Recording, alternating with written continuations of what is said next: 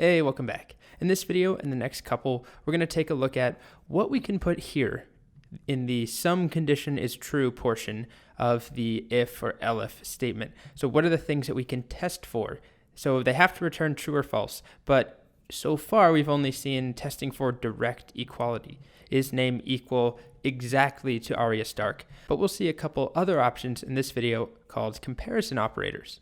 So comparison operators allow us to compare two pieces of data, and we've already seen one example, the equality operator, which is two equal signs. Remember, one equal sign will actually assign a variable, so we don't want to be doing that inside an if. So we want two equal signs, and that will be truthy. It will return true if A is equal to B, if they have the same value.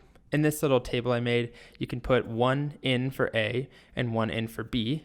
So 1 equals 1, that's true. So over here in my terminal, I could do something like inside of Python 3, I could do, 1 equals 1, and we get true. I could do 1 equals 2, and that's false. And, same thing for strings. Is A equal to capital A? That's false. They're different. Remember, capitalization matters. Now, typically, we would use variables. We're not going to just have an if statement. If 1 is equal to 1, do this. You might as well just say if true, or always do this. Okay, so back to our comparison operators. The next one that goes along with equality is not equals. So it's an exclamation point and a single equal sign. So this returns true if A is not equal to B. So in this case, 1 is not equal to 1 is false. So it returns false. So we can test that out. Just do, 1 not equals 1. We get false. Or let's make a variable this time called color, set it equal to teal, and then we can test. If color is not equal to purple, what will this return? True, because teal is not equal to purple. So everything I'm showing you right now, you could easily put into an if or elif, but just for the sake of keeping this brief, I'm just typing them immediately and getting true or false. Next are greater than and less than. So you've probably seen these before, but the idea is that one value is greater than the other. If A is greater than B, greater than returns true. If it's not, it returns false. And the opposite is true for less than.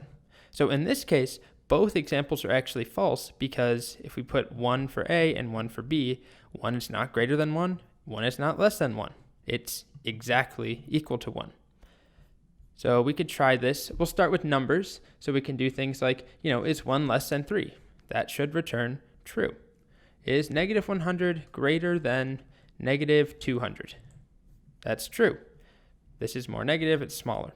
The other thing that we could do is work with strings. And I advise you not to do this. Comparing strings with greater than and less than, it does work, right? So we could say is lowercase a less than uppercase a, and that's false.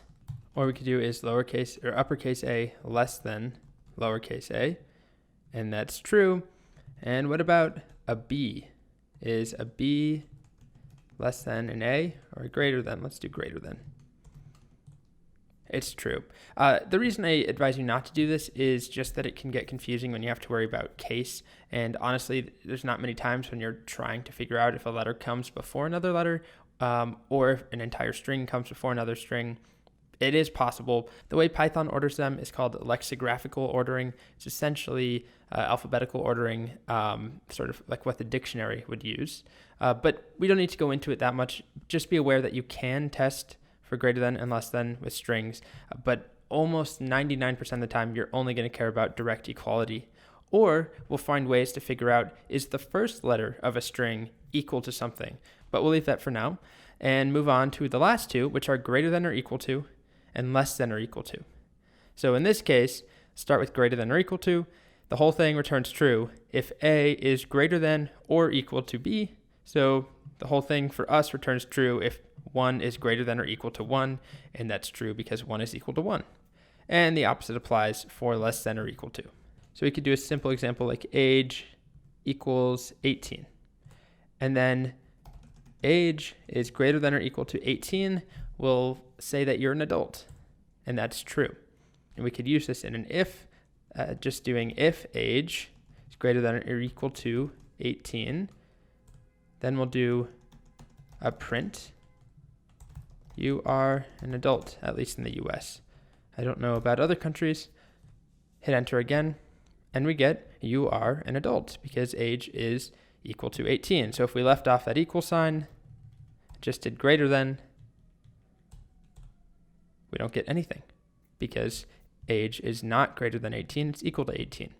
All right, so those are comparison operators. There's a couple of them as we've seen. Most of the time, well, a lot of the time, you're working with equals and not equals. Greater than, less than, greater than, equal to, less than or equal to are also common, but at the end of the day, all of them return either true or false every time they run. And we can plug them directly in. It's like a little Lego block. We put them in the if statement or in the elif, and they return true or false, and they're the gatekeepers for which branch of the code runs.